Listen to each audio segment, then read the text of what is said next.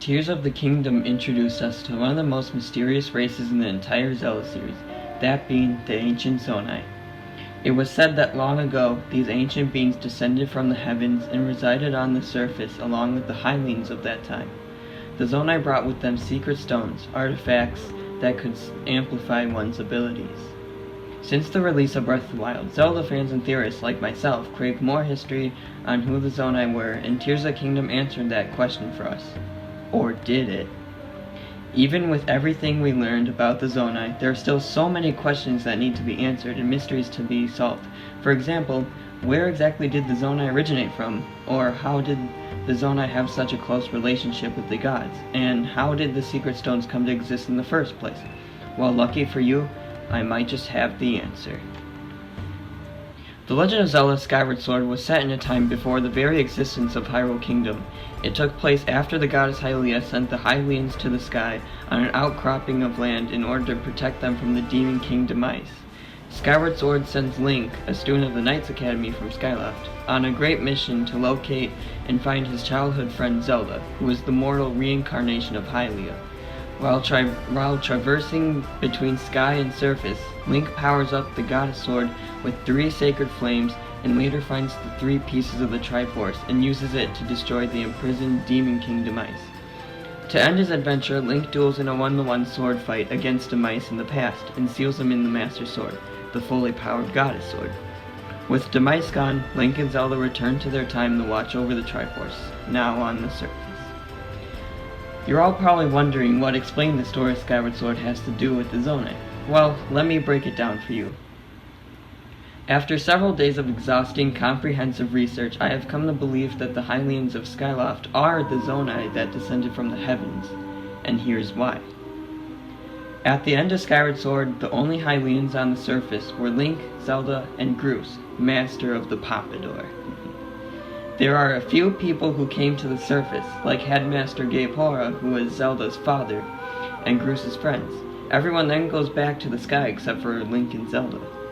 After years of living on the surface, Link and Zelda most likely had children, otherwise there wouldn't be any other Link and Zelda in any other Zelda games.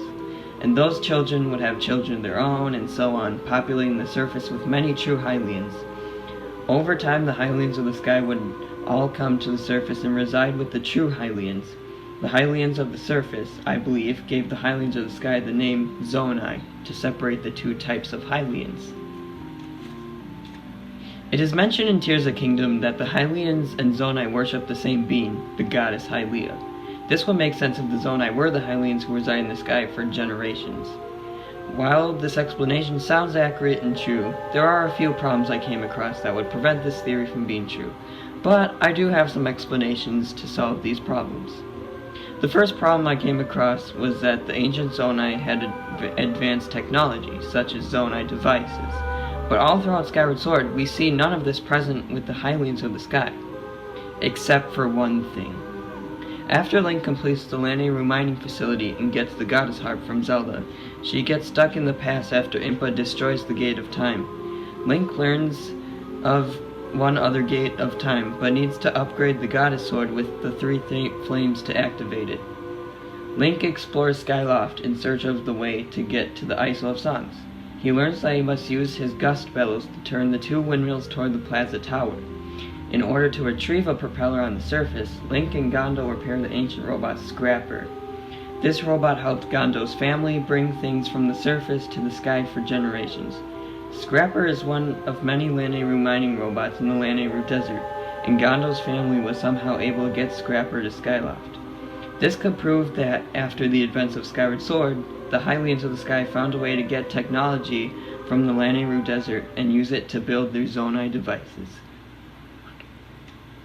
One other problem I ran into is how the Highlings of the Sky got in possession of the Secret Stones in the first place. Well, I have a theory on how this happened. At the end of Skyward Sword, the Triforce is on the surface, but in Ocarina of Time, the next Zelda game that features the Triforce in it, the Divine Artifact is in the Sacred Realm.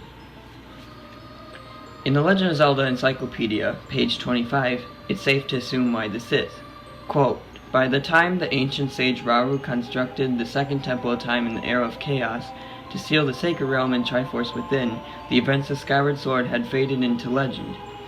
This tells us that sometime between Skyward Sword and Ocarina of Time, the Triforce was brought into the Sacred Realm. From what I learned about the Triforce, if one person has power, wisdom, and courage in one, they can make as many wishes as needed, when a person is only able to make one wish.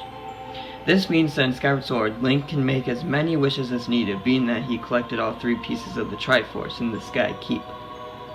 What if Link wished for the Triforce to return to the Sacred Realm, and grant the Highlings of the Sky powers to help them survive, thus giving them the Secret Stones? Those are problems that I ran into, but there's one more thing I need to mention before moving on to the surprise. In this whole video, I called the people of the sky the Hylians, but in-game, they are never referred to as Hylians. In the whole game, they're only called humans. This could prove the point I made earlier that the people on the surface, who began calling themselves Hylians, named the people of the sky the Zonai. If you got this far into the video, thank you. Just a reminder that if you enjoy this Zelda content, you can subscribe to follow my channel and get notifications on all my new releases. I would highly appreciate it. And now, for the surprise you all have been waiting for. Even Link is excited about it. I will explain the story, including this theory, to wrap up this video, so you're not super confused.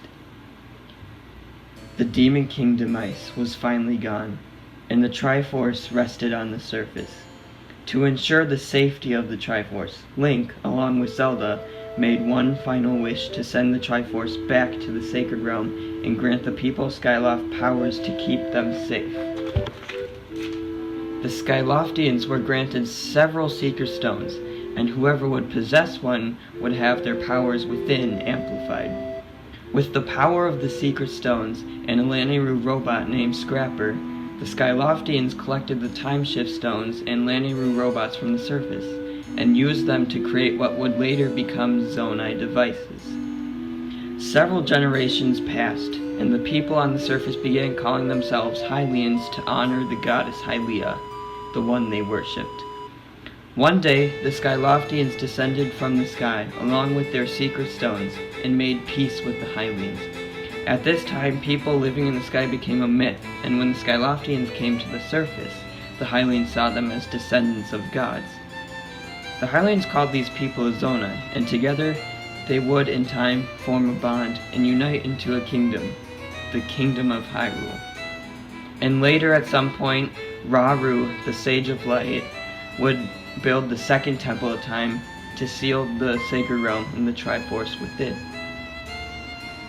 If you enjoyed this video, be sure to leave a like and subscribe to the channel if you haven't already to hear more Zelda theories, music, story explanations, and more. I hope you guys have a good rest of your day, and goodbye.